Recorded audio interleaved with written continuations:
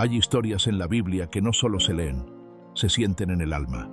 Hoy conocerás una de ellas. Te presentamos la historia épica de Rispa, una madre cuyo amor desafió la muerte, conmovió a un rey y cambió el destino de una nación. Quédate hasta el final y descubre cómo una sola mujer, sin armas ni títulos, levantó una voz eterna desde el silencio. Si este mensaje toca tu corazón, suscríbete a nuestro canal, Ministerios Edificándonos en su Palabra. Comparte este video con alguien que necesite esperanza, fe y fortaleza. Comenzamos. El viento arrastraba polvo y lamentos por los caminos de Israel. En lo alto de una colina azotada por las tormentas, una figura solitaria se mantenía firme, arrodillada junto a 6 cuerpos sin vida. Era Rispa, vestida de duelo, con el cabello enmarañado por los días y las noches a la intemperie. Su mirada, aunque cansada, ardía como brasas bajo la lluvia. Pero para entender por qué estaba allí, hay que volver atrás. Años antes, Rispa, hija de Aja, no era cualquier mujer. Aunque la historia la recuerda como concubina del rey Saúl, su sabiduría, belleza y fortaleza interior la destacaban en la corte. Fue dada como concubina a Saúl no por capricho, sino por estrategia política, una mujer noble entre las tribus de Israel. Con Saúl tuvo 2 hijos, Armoni y Mefiboset, no el hijo de Jonatán. Mientras otros buscaban poder, ella velaba por sus hijos en medio de los conflictos del reino. Sabía que el trono era una hoguera que devoraba a todos los que se acercaban demasiado. Entonces llegó la guerra. La caída de Saúl fue una tragedia. Murió en el monte Gilboa, junto a sus hijos, y el reino quedó dividido entre David, ungido por Dios, y Is-Boset, hijo de Saúl, apoyado por Abner. Rispa se encontró en el medio de un juego peligroso, no solo por su linaje, sino por algo más oscuro. Una acusación cayó como rayo desde el cielo. Abner fue acusado por Is-Boset de haberse acostado con Rispa. En ese tiempo, tomar a una concubina del rey era una declaración de poder, casi un intento de apoderarse del trono. Pero, ¿fue cierto? ¿Fue traición? ¿Fue amor? ¿O solo una calumnia para justificar una guerra interna? Rispa no habló, calló, como hacen las mujeres fuertes, y con ese silencio comenzó la caída de la casa de Saúl. Años más tarde, el hambre azotó a Israel. David buscó al Señor y la respuesta fue aterradora. Hay sangre sobre la casa de Saúl, por lo que hizo a los gabaonitas. Para que terminara la maldición, los gabaonitas exigieron venganza. No plata, no paz, querían sangre. Y entre los sacrificados fueron elegidos los hijos de Rispa. Los colgaron al inicio de la siega, bajo el sol implacable, en una ejecución pública para calmar la ira del cielo. Pero nadie esperaba lo que vendría después. Allí comienza la escena que cambiará todo. De noche y de día, Rispa se cubre de cilicio y se sienta sobre una roca, vigilando los cuerpos de sus hijos, espantando a los cuervos de día y a las bestias de noche. Su figura se vuelve símbolo de resistencia, de amor materno, de justicia. Los días se convierten en semanas. La gente murmura, el rey escucha, y justo en ese momento, David toma una decisión que cambiará la memoria de Israel para siempre. La siega había terminado.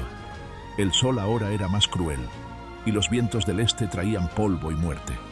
Pero Rispa seguía allí, sobre la roca, con el cilicio pegado al cuerpo, como si fuera su segunda piel.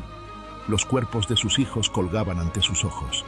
Sus nombres, Armoni y Mefiboset, eran todo lo que quedaba del linaje de Saúl. Pero nadie los sepultaba, nadie lloraba con ella. La nación seguía adelante, como si fueran sacrificios necesarios, como si su dolor no importara. Pero Rispa no lo permitiría. Con sus manos desgarradas, ahuyentaba a los buitres. Con su voz quebrada, gritaba en las madrugadas a las fieras del campo. Pasaban las noches, los días, las semanas. 40 días, luego 50, luego más. Los soldados del rey, los labradores, los viajeros que pasaban por el camino, comenzaban a hablar. ¿Quién era esa mujer? ¿Qué clase de amor era ese? ¿Qué fuerza la mantenía en pie?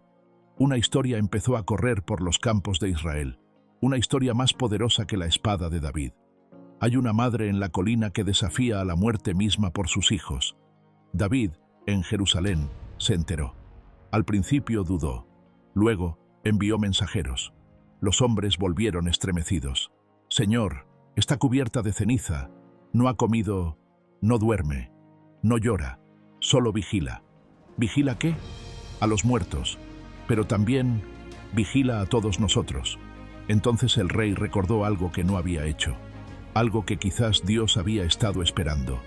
Los huesos de Saúl y Jonatán seguían sin reposar en casa. No habían recibido sepultura de honor. Y ahora, los hijos de Rispa tampoco. ¿Cómo podría Israel tener paz si los muertos no descansaban? David se levantó con el corazón conmovido. Dio la orden: que bajen los cuerpos, que los entierren con honra, junto a Saúl, junto a Jonatán, que el lamento de Rispa llegue hasta el cielo como incienso, y que la tierra vuelva a tener paz. Mientras los soldados desmontaban los cuerpos, uno de ellos, joven, no pudo contener las lágrimas. Se acercó a Rispa, aún en su roca, y murmuró: «Tu dolor nos ha enseñado a ser humanos». Ella no respondió, solo inclinó la cabeza. Por fin, sus hijos serían sepultados, no como criminales, sino como príncipes. Y cuando la tierra los cubrió, la lluvia finalmente cayó sobre Israel.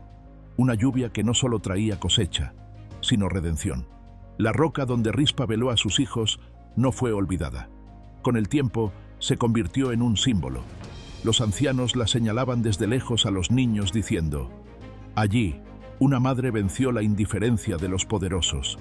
Las generaciones siguientes no recordaban los nombres de los soldados, ni siquiera de los 7 colgados. Pero todos recordaban a Rispa. En los días posteriores al entierro, David caminaba por los jardines del palacio cuando vio a sus propios hijos jugar. Por primera vez en mucho tiempo, la imagen de Jonatán y Saúl no lo oprimía. Ahora estaban en paz, y junto a ellos, los hijos de Rispa, que habían muerto por un crimen que no cometieron. David ordenó que se levantara una piedra junto a la tumba real con una inscripción sencilla: «Aquí reposan los hijos de una madre valiente. Israel no los olvidará». Pero, ¿quién era realmente Rispa? Algunos decían que fue una mujer silenciosa, sufrida. Otros decían que tenía la mirada de una profetisa, que sabía que Israel no podía sanar mientras ignorara a sus muertos. Una cosa era cierta: con su dolor detuvo la maldición sobre la nación, porque hasta que ella no fue escuchada, la sequía no cesó, y la voz de Dios no volvió a hablar con claridad. La voz de una mujer ignorada se convirtió en el eco que obligó a un rey a mirar el pasado y a reparar una injusticia. Tiempo después, una joven sierva de palacio escribió en su diario: «Yo quiero ser como Rispa, quiero amar así, quiero tener una fe que no se rinde aunque el mundo la desprecie». Y ese deseo, ese fuego invisible, se esparció como un incendio sagrado. La roca de Rispa se volvió lugar de visita, oración y reflexión. Los profetas escribieron sobre justicia. Los reyes fueron advertidos de que la verdadera grandeza no está en las coronas, sino en los actos de los humildes. Y cada vez que alguien hablaba de amor verdadero, alguien decía: «como el de Rispa». Pasaron los años, luego los siglos, reinos cayeron, reyes fueron olvidados, pero el nombre de Rispa siguió siendo susurrado en los pasillos del templo y en los hogares de los justos. Los poetas de Israel escribieron baladas sobre ella. Los profetas la mencionaban cuando hablaban de la justicia de Dios, y las madres contaban su historia a sus hijas cuando les enseñaban a no temer al dolor ni al silencio. Recuerda a Rispa, ella no gritó, pero hizo temblar los cielos. Algunos escribas afirmaban que Rispa fue un instrumento de Dios, no con espada, ni con profecías, sino con amor, con un duelo que no se escondió, con una resistencia que no buscó venganza, sino dignidad. En un tiempo donde las mujeres no tenían voz, ella habló más fuerte que todos los generales. No usó la violencia, pero con su sola presencia desafió al olvido, al sistema y a la injusticia. En la tierra de Judá, cerca de la tumba real, un almendro creció junto a la piedra que honraba a Rispa. En la primavera, el árbol florecía con fuerza inusual, como si la tierra recordara quién había regado ese suelo con lágrimas verdaderas. Una anciana que vivía cerca decía: «Es por ella, por Rispa. La tierra sabe lo que los hombres a veces olvidan». Y mientras Israel seguía su historia, levantando templos, enfrentando guerras, escribiendo salmos, cada tanto, una voz entre el pueblo preguntaba: «¿Dónde están los hijos de las mujeres valientes?». Y otra respondía: «Enterrados con honra, gracias a Rispa». Mucho tiempo después, cuando los sabios hablaban sobre el carácter de Dios, decían: «Él oye el clamor del humilde. Él no olvida la sangre inocente. Él honra el corazón quebrantado». Y muchos sabían que esa enseñanza venía del eco que dejó Rispa. Su historia fue leída en voz alta por madres que querían enseñar a sus hijas a no callar frente a la injusticia, por padres que querían enseñar a sus hijos a valorar a las mujeres que los criaban, por líderes que comprendieron que no hay gobierno justo si se olvidan los dolores de los pequeños, porque lo que Rispa hizo fue más que velar por los cuerpos de sus hijos, fue enseñar al mundo que el amor verdadero no se rinde, que el duelo puede ser profético, que la justicia no siempre llega con espadas, sino con constancia. Un sabio escribió siglos después: «Cuando los cielos guardaron silencio, una madre encendió su voz en la tierra. No gritó, no escribió, no predicó, solo amó, y Dios la escuchó». Y así termina la historia, o tal vez apenas comienza, porque mientras haya madres que lloran por sus hijos, pueblos que buscan justicia y corazones que resisten por amor, la historia de Rispa seguirá viva, no en los libros, sino en cada alma que se niega a aceptar la injusticia como destino, y en el corazón de los que creen que un acto de amor silencioso puede cambiar una nación entera.